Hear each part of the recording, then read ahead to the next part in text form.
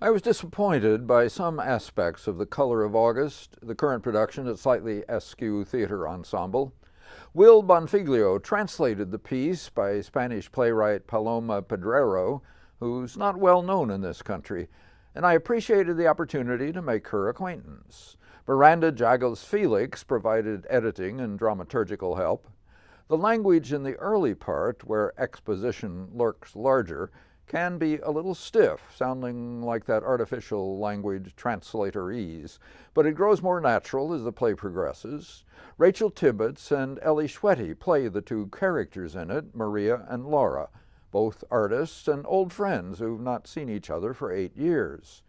For a reason I have not determined, they and their director Lucy Cashin have chosen to begin each performance with a coin tossed by a member of the audience. The toss determines which character each of the two actors will play. They've obviously learned both parts.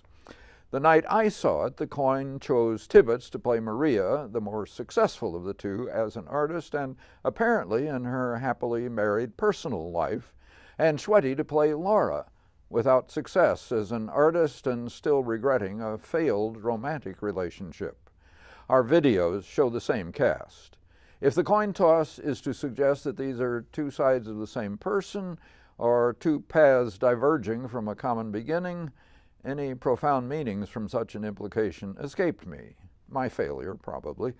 What I saw was what I might expect and have seen before in such a reunion: the tentative initial greetings, the more effusive Maria, successful and confident, it's in her studio, on her turf, the more reserved Laura, the guest, without success, uncertain how to relate to her old friend.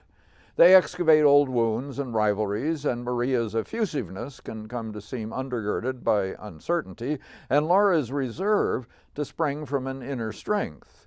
And the power balance can shift, though I was very disappointed by the way it shifts at the end, with a pair of revelations that, even before they came, I was hoping would not be the path the playwright Pedrero would take. So if I found stale much of the play and its depiction of this antagonistic and affectionate relationship, I found much to admire in the energy and commitment of its two performers. Even when a play is only an hour long, the two actors here get no help from others in filling that time. These two seek out ways to enrich each moment with meaning, exploring the range of possibilities and their reactions to each other and to themselves in this fraught late reunion of two friends and rivals. Their love and their hate climax as they strip down and smear each other with paint. Then they wash off and perhaps also cleanse their relationship in the flowing water that is one of the intriguing aspects of the set and lighting by Bess Moynihan. And then they move on to the final triumphs and defeats. Tibbets and Schwetty do splendid work. Elizabeth Henning provided the costumes and director Cashin the sound. Maggie Genovese and Anne Genovese painted the canvases by Maria we see in her studio, all significantly of Laura.